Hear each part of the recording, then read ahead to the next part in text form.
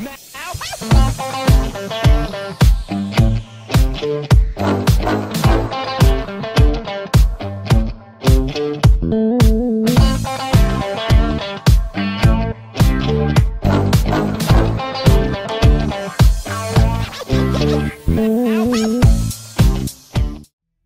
evening, everybody. Welcome to Between the Covers. My name is Bradley Shaw. Thank you for joining us. This evening we have Julie Ingles, yeah, who's the author of Joan the Head-Stuck Giraffe. Gosh, my tongue is not working this evening. How embarrassing. Thank you, Julie, for joining us. Please tell us more about Joan the Head-Stuck Giraffe, please. Yep, sure. Joan was in my head, was stuck in my head for quite a long time before it became a book on paper. It was something that I think I spent sleepless nights mulling around in my head and putting it together before I wrote one word down. I think I had the book pretty much completely written in my head within 6 months before I wrote a word on paper. So she was a friend and already, you know, part of my life before I put a word down. Oh, that's awesome. So is this your first book or first children's book, or have you done this before, or is it something you've created before, so you know the process? I've never written a children's book before, but I've written a lot of stories. Yeah. I was in the travel industry for many, many years, and I had my own tourism marketing company where we did sales and marketing for resorts in the South Pacific. So I was always writing gorgeous, lovely, pretty stories about beautiful resorts and romantic times away, and, you know, using lots of beautiful words to explain how gorgeous these resorts were. So I was used to writing a lot of stories, yes. Yeah. Was it hard to write about a giraffe, like particularly to construct a giraffe's personality? They are animals, I guess, with a great personality. Just in their faces, they have so much expression. Yeah, was it difficult to evolve Joan for that? Yeah, look, that was probably it. And I don't even know why I picked a giraffe. It was just, it was that I had the name Joan in my head. Joan was the name. And I think I was trying to think of something that went with Joan. And then the giraffe and Joan went together, and then the story evolved from there. Oh, awesome. Good. So what other adventures have you created for Joan? Have you obviously adapted her for a characterization through stories that readers can look forward to, or? Yes, I have. I've actually nearly finished another one. Well, once again, it was in my head for a long time. Yeah. So I'm just starting to put that down on paper now. Okay. And that's going to be, because Joan's got the longest neck of any giraffe in the world. And that's why she's always getting into lots of trouble, getting it stuck everywhere. Yeah. So this next story is going to be about a giraffe with the smallest giraffe in the world. Okay. Oh, very good. A Shetland giraffe. And how they meet and how they become friends. Oh, lovely. That's really clever. Good. And tell me, with this too, with children's books, it's always funny to find out, like, you've architecturally designed the construct of the story, but how did you find the collaboration process with the illustration? So you actually had to visualize and bring Joan to life and use the illustrations as well. Did you find that a difficult task, or was that a natural you felt that was comfortable? Well, it was Lacey Vallette, who's a friend of mine. Well, she's actually a daughter of a friend of mine. We've become good friends ever since this. But Lacey brought Joan to life. Yep. Lacey latched on to what I had in my head. Yeah. You know, and I think that's what's important, is marrying up. When you do children's books, it's really about illustrations as much as the construct of a story. That's really important, and the way it's written. But the way it's presented in a children's book is really powerful too. The images have to jump out, and that's one of the things with Joan Lacey created, was definitely the expression of Joan's personality in that picture. Wonderful. So, does writing? Is it a challenge to you? Do you find, like you say, you sat on it and stewed for 6 months? Is it something that you articulate in your head first and then sit down and just write it out, or is it a process where you might write a page, review, work through another page, and so forth? Like, what's your process for writing? I know, I just blurt it straight out. I can blurt it straight out, like it comes out of me, like it just comes out of me. So once it's in my head and I know what I'm going to say, I can say it really easily. Good. I think I've always been a fairly good communicator, and, you know, used to public speaking and, you know, explaining things and teaching and training people into things. So I feel like I communicate well and I can put things on paper easily. Good.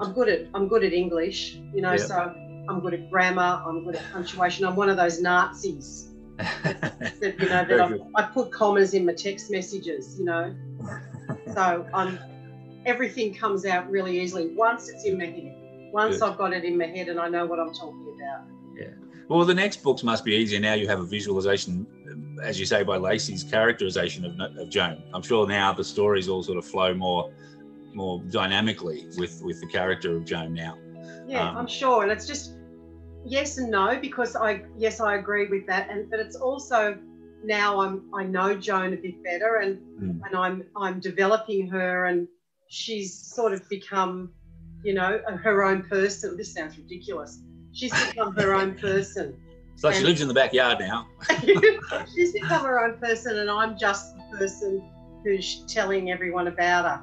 Yeah. You know, she's got her own personality and I know exactly what the sort of thing is she'll do, but I want to convey it properly and correctly. Yeah. So she trusts you as much as you trust her. Definitely. This sounds really crazy. Yeah, you're right. Julie, what was the most difficult part of the artistic process for you in this book? It was actually getting it in paper. I'd had it in my head for so long and I mulled it around and I thought about it, then I just put it to one side and not really done anything with it. I was running a busy business at that stage. It was easy to just put it to the background.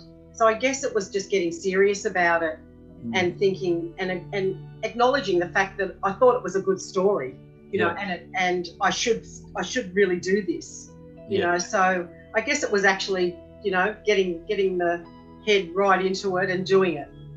Good. Did you have a lot of peers, other writers, other groups, other people around you that were also supportive and helpful to that? I mean, as well as your family, I guess. Was your network encouraging to that, or did you keep it to yourself and then sort of create it to share it first that way? Yeah, no, I didn't tell anyone. Didn't tell anyone? Wow, that's really good. So I didn't tell anyone until well after I'd met Lacey and she was doing the drawings. Awesome. So it wasn't. I just didn't want to talk. I didn't want to go there with it. It was just it was still too much up here then. So how was the response to that after you told them then, after you'd had that? Because you had now sat on that a lot longer than normal. Most people talk about, I've got this idea for a book. So they sort of test the waters for people's response. But you just sort of presented the whole book to them, really. Yeah. What was that response like? Were you a bit nervous? Were you a bit worried about their feedback? Oh, yeah, I guess I was. But we'd really gone a long way with it. We sort of even had it printed, you know. So we you know, and so everyone was quite surprised. Awesome. Because I hadn't told anybody, and all of a sudden it's there and it's done, basically done. You know, so but the response was awesome. Like everybody just loved it. All the you know, the mums that I gave it to for their kids and all came back to me and said it's their absolute favourite book, and they weren't pulling my leg. They weren't having me on. They knew that I wanted them to be honest. So the response was fantastic. Yeah, it's a beautiful book. It's been well received in Ireland too. We're honoured to help you and support you by taking it on into the market for you as well, which is wonderful.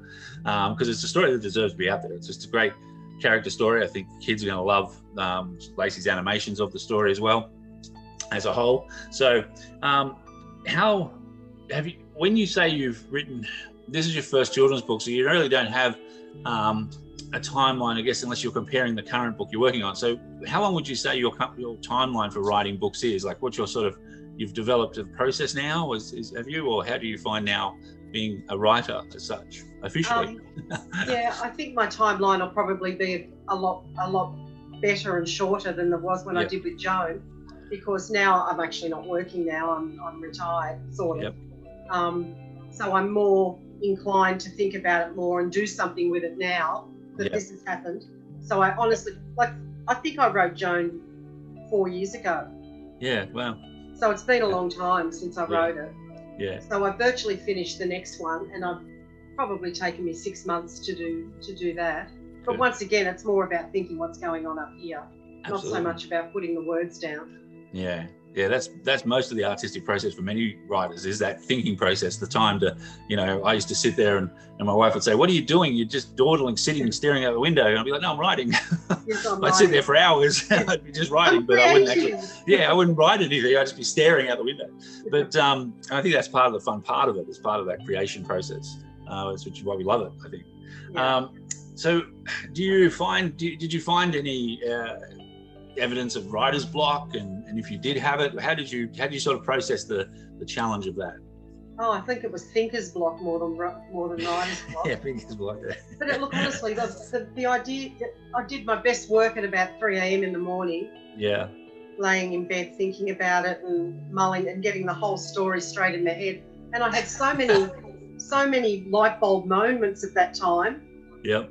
Where I just really go, oh, that's it. That's the bit I've been looking for. That's the bit. Yeah. You're trying to think, so what can happen next? What can bring that all together? Yeah. And I think I did that pretty well at 3 a.m. in the morning.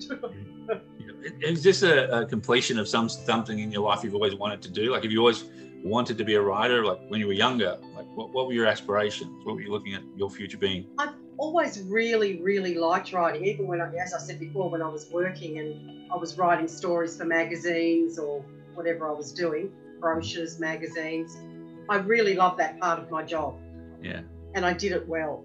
And I could write a really good story, and I could make people want to go to the place that I was writing about because I'd make it sound so good. So it is what I enjoy.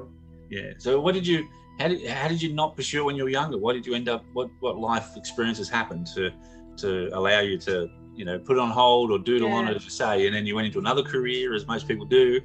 I'm just sort of trying to explore that background of how you came back to this time in your life where 4 years ago you said, Joan's got to come, I want to write this book. Yeah. So why before? Why not earlier than that? Why was it now? Because I just don't think in my generation you would ever even have considered writing to be a career. Yeah.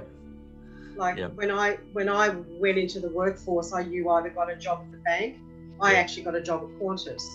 Yeah. So that was the beginning of my life in the travel industry. When I was 17, that was my first job. Wow. So, and it just went from there.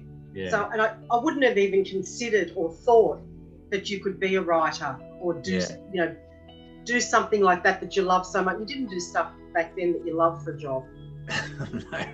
No, there was a different construct of social responsibilities, wasn't it? It wasn't too indulgent. I had to go and study journalism just so my father would support my idea of being a writer, at least legitimately. I had a degree I could use as writing. Yeah. He just thought, no, you can't, be a fanciful. You can't be having fantasies about that. So, having experienced it now and delved into it, how have you found all the processes of writing and I love it. Yeah, it's great. It's something that I feel I can continue to do for quite some time to come. And as long as I love it, I'll do it. Good. And we hope you do it for a long time to come, because Joan's a fantastic character, and I'm sure others you come up with will be great.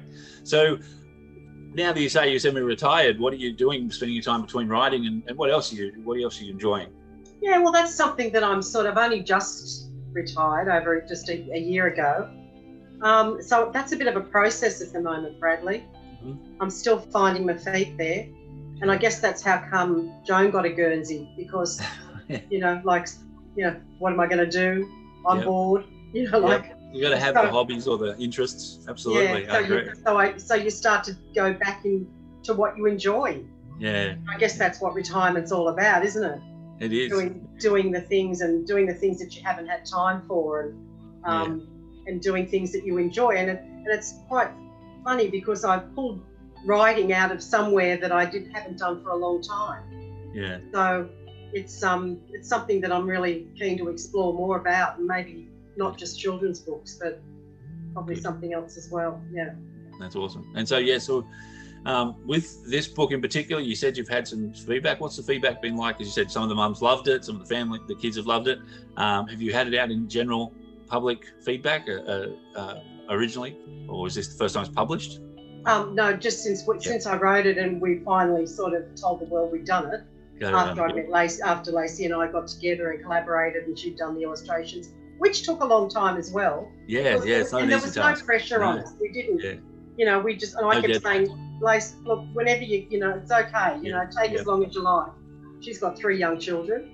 So, and she was doing it all by hand, as you know. Yes. So the feedback has been awesome, even on Lacey's side, even people that I don't know, and same with her on my side, you know.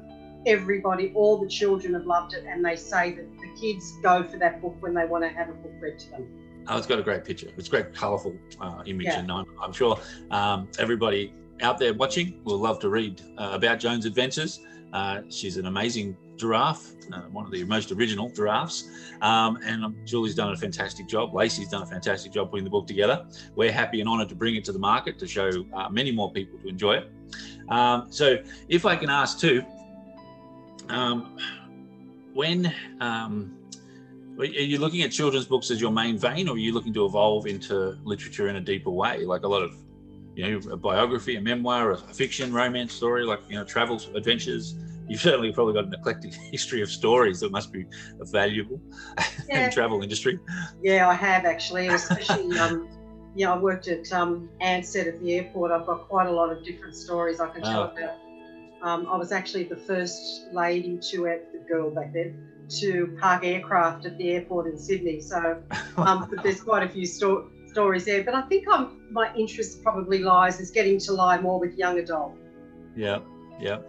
So sort of taking a step up from Joan's age into another, I think, what's that, the young adult, around the 12 to 15 or even 18-year-olds. Yeah, I think so, with adventure. You know, like that's what's in my head at the moment, Bradley. Good. Well, that's great, and I'm glad it's evolving. I'm glad that you're getting your creative sense of self out of it too, and that's important, because otherwise why do anything, right? So that's right. No, that's wonderful. And if I can ask one question, actually, just for the readers watching, what do you define the success of being a writer as? Oh, I'm absolutely rapt that everybody that's reading it, that their children love it. Good. I mean, isn't that everything? Isn't that the biggest accolade you could get? You know, like, that's what I wrote it for. Good. So that's pretty good for me. If that continues, I'm very happy. Yes, I'm positive it will be. So everybody watching, by the way, Julie's book is out in February. It's available where all great books are sold, and if it's not available there, make sure it is, because they're going to have to get their hands on it. So please ask your local bookstore, support local businesses. Julie's book is a delight, and we welcome your feedback, of course. Give us reviews and contact Julie. I'm sure you'll hunt her down through social media as such. But enjoy, buy the book, enjoy it, and thank you so much, Julie, for your time today. We look forward to more of Joan's adventures and more books from you. My pleasure. Thanks, Bradley. All right. Thank you, everybody, and be safe and be well.